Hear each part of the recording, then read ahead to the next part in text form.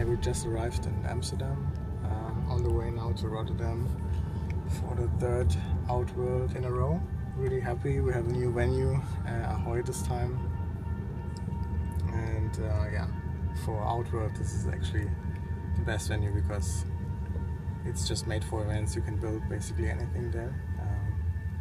Yeah, so the build-up days already running. I heard they are already in good progress. So we're gonna go there now and have a look how far it is, if there anything is missing. And actually tonight I play 2 more gigs in Belgium. Normally I always take off at least the days before Outworld. But yeah, we'll be in a venue now the whole day until the evening, until 11 p.m. Then I will drive to Antwerp by car, play there from 1 to 3, then driving from Antwerp to Ghent, playing from 5 to 7, sleep until 12 maximum, and then I will drive back to Rotterdam and be in the venue the whole day for all the sound check, light check, what I usually do on the show day. So it will be pretty hectic, but yeah, I'm really happy that I can also play another gig before an Outworld, because considering I play I do around 12 Outworld shows per year, and if I don't play any shows always before or after, it takes away a lot of gigs. And of course I also still like to play other shows, and especially today it's Garage Antwerp and Compass in Ghent are one of my favorite clubs. So really happy that we can combine this with an Outworld weekend. That's so overproduced as always. How big the reactor actually is now, especially over the DJ booth, it feels like it's eating it.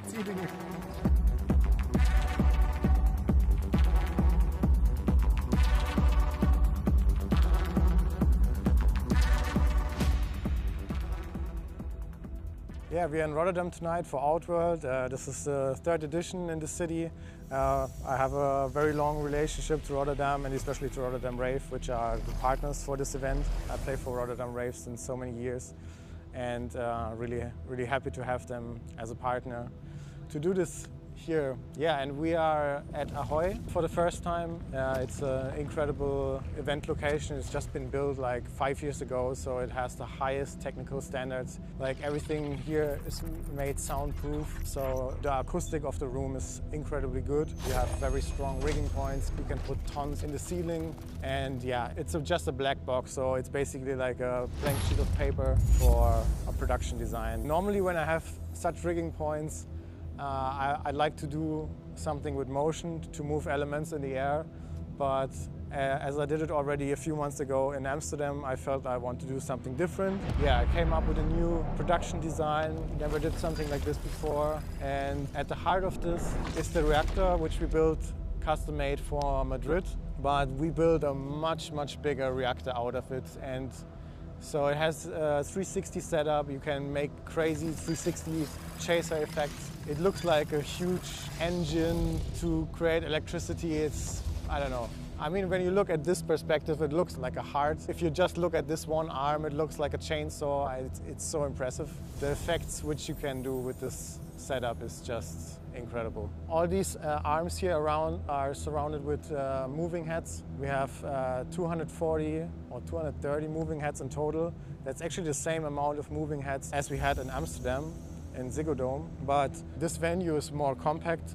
Ziggo Dome is for 12,000 people, and we spread the beams all across the dance floor, but here we have one object. So imagining this amount of moving heads so compact all here in the middle, it will be just like a moving head massacre.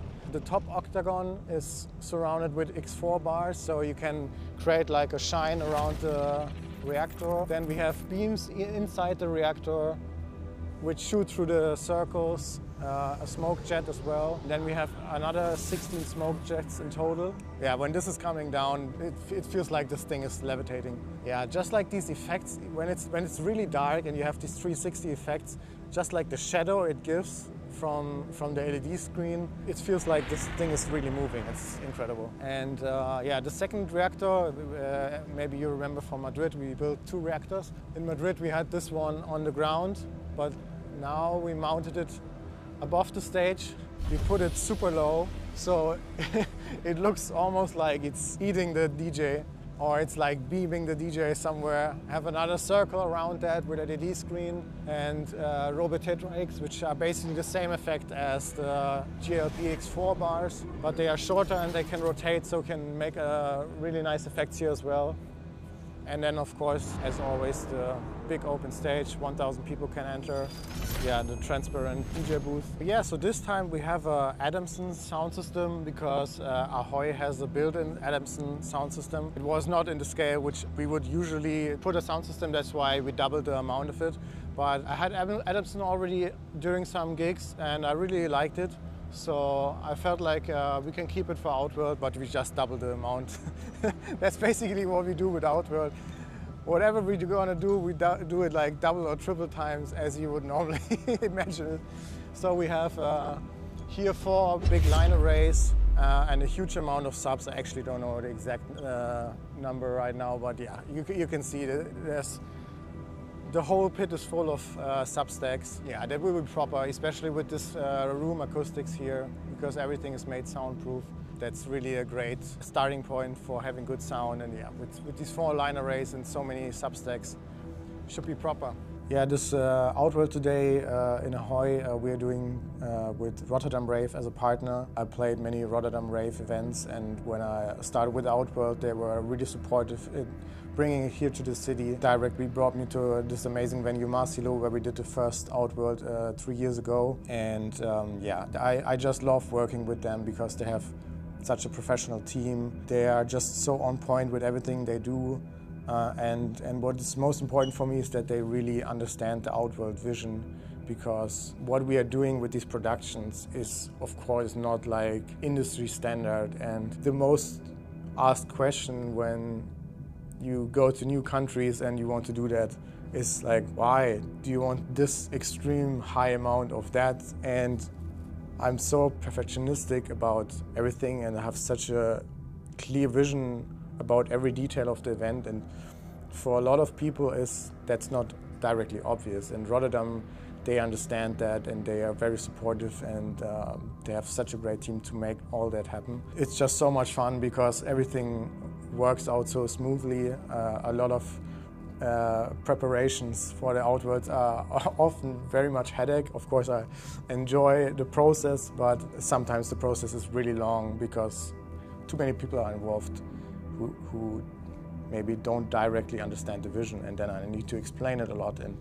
they just understand it. And yeah, that's why I always love this Rotterdam edition, because it just works out so smoothly. And of course, there's also a great scene here in Rotterdam, and the last editions were amazing. It was really such a great vibe. Also, people really respected the no photo policy. Actually, last year we did not do it in the first year, but there also weren't too much phones, which I also really appreciate. I understand everybody who wants to take like a memory for themselves, and I understand people are traveling from all around the world, coming here, and they want to have 1 or 2 videos on their phone to have it as a memory. I totally get that. I think like the problem is only the people who film like every track or every second track, because that's really like disturbing on a dance floor if you see like the lit up screen, and it just disconnects you with the moment. I think if everybody would actually just stick to 1 or 2 videos in a night, or even if it's 3, there would not even be needed a rule. So the rule is actually really like to avoid having these people filming all the time. And of course there are still people breaking the rule and taking off the sticker, but it harms them. And I think it's a learning process, because in some cultures where people are traveling here, they don't have this rule, they don't have this culture, and of course we can't always expect from other people to understand our culture. Yeah, I think it's a learning process, and I think it's getting better over the time. This goes out to everybody. I understand if you want to take a video or 2. I know this is something very impressive, and it's a special night. Please keep it to a minimum, and then we don't even need a rule. if you just stick to it like 1 or 2 times a night. For this Outworld edition, which is not an all night long, I curated this lineup, and I wanted to bring together like the old school of techno and the new generation. So today we have Grey Star. She's opening. She plays like classy, proper techno, also some old school influence stuff. I really love her style and her mixing style. I follow her since a long time, and yeah, she's just amazing. She will play a perfect warm-up, and then we have Shadow and Lars Huisman. Shadow is running the label Mutual Rhythm, and he's an old friend. Actually, he introduced me to old school techno in around 2019, because back in the days I was producing house, and then I was getting some new influence from techno when I went to Awakenings, and then I got to know him, and he really introduced me to this old school music and showed me a lot of old vinyls which are not available online. So he was like a really driving force in bringing this old sound closer to me. So it's amazing to have him today on the lineup. Lars Huisman, he's releasing a lot on Mutual Rhythm, or also on Mono Black from Dex J. He plays like also proper old school techno. Really love his sound, and yeah, I think they are a great back-to-back fit. Then I play, and after me is Golpe and Svetek playing. These are like OG hard techno artists. They started making music in the early 2000s, or I think Svetek even like in the late 90s. They were like the artists actually who made music back in the days in around 2005, when techno was labeled as hard techno for the very first time. So it's very interesting what hard techno is today, and they were like the key figures of that sound. It's amazing to have them as a back-to-back. For me, they are legends, and yeah, just amazing to have them at Outworld. And then the closing is DJ Fernanda Martins. She's also more from the OG techno side. She's running the label Audio Code Records with DJ Lucas, and she plays back-to-back with Triptych, who is from Outworld. He's a younger producer, and so I just love that combo of the old school and the new school techno. And yeah, that's about the lineup for today. As always, for me, it's super important that there's like an organic build-up during the night, because if you just start hard and only go harder, the people will be tired after a while. And if there's like a constant build-up through the night, it's just like there's always something new to discover in the music. The sound is changing a little bit. A bit more energy is adding. So many things in life where organic build-up is important. Like, I don't know, if you make a movie, it's also, there's like an intro. If you go to a restaurant and you eat like a 3-course menu, you start also lighter. And I think that's the same in music when curating a night. That's always my approach for the Outworld lineups when I curate a lineup.